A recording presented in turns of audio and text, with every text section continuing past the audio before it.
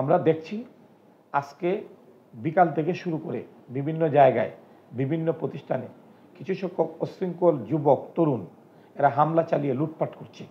এই হামলার সাথে সিলেটবাসীর প্রতিবাদের কোনো সম্পর্ক নাই। কখনো কোনো অবস্থায় একজন ইমানদার মুসলিম কোথাও হামলাও করতে পারে না, লুটপাটও করতে পারে না। এটা ইসলামের স্পিরিটের সাথে যায় না, ইসলামী আন্দোলনের সাথে যায় না, প্রতিবাদের সাথে যায় না। সুতরাং যারা এই ধরনের হামলা আজকে চালিয়েছে, বাংলাদেশ জামাত ইসলামী সিলেট মহানগরী এবং জেলার পক্ষ থেকে আমরা এর তীব্র নিন্দা জানাচ্ছি। আমাদের প্রাণের শহর, আমরা শাহজালালের উত্তরসূরি, ডেফিনেটলি ইসলাম রক্ষা, ইসলামকে আমরা ওন করি হৃদয়ের ভিতর থেকে।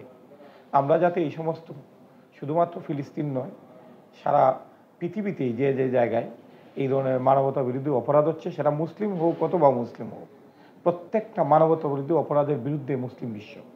আমরা যাতে সিলেটের মানুষ, আমরা শাহজালালের উত্তরসূরি, যে কোনো বিষয়ে যাতে আমরা আমাদের পজিটিভ প্রতিক্রিয়াটা দেখাই যে এই সমস্তকে আমরা পছন্দ করি না, এর বিরুদ্ধে আমরা ঐক্যবদ্ধ, আমরা এর প্রতিবাদে সোচ্চার, আমরা যে কোনো সময় রাস্তায় নামতে পারি।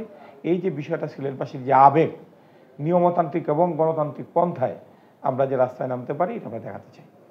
1948 সালে ফিলিস্তিনকে এই সাম্রাজ্যবাদীরা, এরা জায়ানবাদী, আমি এদেরকে ইহুদি বললে ঠিক হবে না, এরা জায়ানবাদী। সব ইহুদি জায়ানবাদী নয়।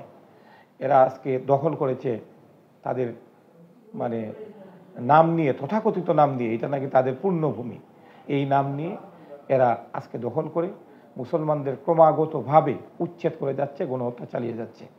তিলে তিলে আজকে টোটাল সমগ্র ফিলিস্তিনটাকে এরা খেয়ে যাচ্ছে, অথচ এটা তাদের ভূমি ছিল না। এরা বিভিন্ন ইউরোপ থেকে বিতাড়িত হয়ে এই সাম্রাজ্যবাদীদের সহযোগিতায় এরা আজকে ফিলিস্তিনের মাটিতে বসে যেভাবে মানবতা বিরোধী অপরাধ করে যাচ্ছে, এটা জাতির জন্য কলঙ্কজনক এবং দুঃখজনক। আমরা দেখি বিগত প্রথম বিশ্বযুদ্ধ 1914 থেকে শুরু করে 1919 সাল এবং দ্বিতীয় বিশ্বযুদ্ধ 1939 সাল থেকে 1945 সাল, যারা বিশ্বের বুকে লক্ষ লক্ষ মানুষকে হত্যা করেছে, এরাই আজকেও পৃথিবীতে এই ধরনের বিভিন্ন জায়গায় এই হত্যাকাণ্ডে এরা মগ্ন। এই যে অবস্থা, এরা মানবতাবাদী নাম দিয়ে মানবতাকে এরা টুটি চেপে ধরছে এবং হত্যা করতেছে। আমরা তীব্র নিন্দা জানাই। আজকে এইটা যদি গাজা না হয়ে ইউরোপের কোনো শহর হতো, আমেরিকার কোনো শহরে হতো, তাহলে দেখতেন মানবতা, তথাকথিত মানবতাবাদীওয়ালারা কি আচরণটা করে। আমরা আজকে স্তব্ধ। আমরা মুসলিম বিশ্বের সমস্ত নেতৃবৃন্দকে আমরা আহ্বান জানাচ্ছি, আপনারা ঐক্যবদ্ধ হন। এই ক্ষেত্রে আপনারা টোটাল মুসলিম বিশ্বকে আপনারা কাছে পাবেন। এই যে একটা সাম্রাজ্যবাদী আচরণ, এরা পৃথিবীর অভিশপ্ত সম্প্রদায়, ইহুদি সম্প্রদায়। আল্লাহ কুরআনে তাদেরকে অভিশপ্ত জাতি হিসাবে উল্লেখ করেছেন। এই অভিশপ্ত জাতি গোটা বিশ্বকে আজকে একটা অভিশপ্ত বিশ্ব হিসাবে জাতির কাছে, সমগ্র বিশ্ববাসীর কাছে উপস্থাপন করছে। সুতরাং আমাদের ঐক্যবদ্ধ হওয়ার প্রয়োজন এবং যার যে অবস্থান রয়েছে, প্রত্যেক অবস্থান থেকে সামাজিকভাবে, রাষ্ট্রীয়ভাবে, আন্তর্জাতিকভাবে এই সমস্ত অপকর্মের বিরুদ্ধে দাঁড়ানো দরকার। আর আমাদের বর্তমান রাষ্ট্রপ্রধান, যিনি বৈষম্যবিরোধী আন্দোলনের মধ্য দিয়ে রাষ্ট্র ক্ষমতায় আসীন হয়েছেন, তিনি আসতে চান নাই। এদেশের যুবকরা, তরুণরা, ছাত্র জনতা ঐক্যবদ্ধভাবে তাকে এখানে বসিয়েছে। তার প্রতি আমার আহ্বান থাকবে যে 1919 সালে জালিয়ানওয়ালা হত্যাকাণ্ডের মধ্য দিয়ে ব্রিটিশরা যে হত্যাকাণ্ড ঘটিয়েছিল, এর প্রতিবাদে বিশ্বকবি রবীন্দ্রনাথ ঠাকুর তার প্রাপ্ত যে নোবেল, এই নোবেল উপাধি তিনি প্রত্যাখ্যান করেছিলেন, ফিরিয়ে দিয়েছিলেন।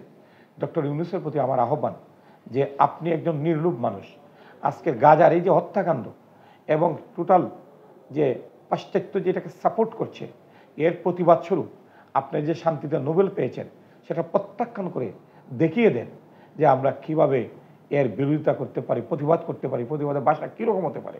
আপনি একটা ইতিহাস তৈরি করেন, একটা নজির স্থাপন করেন। শত শত অসংখ্য অগণিত মানুষের জীবনদানের চেয়েও আপনার এই ধরনের একটা নোবেল বিজয়, নোবেলের যে পুরস্কার, এটা যদি প্রত্যাখ্যান করেন, এটা বেশি কার্যকর হবে এবং আমার বাংলাদেশের যে মানুষের হৃদয়ের যে পালস, এটা আপনি পেয়ে যাবেন, আপনি মানুষের ভালোবাসা পেয়ে যাবেন।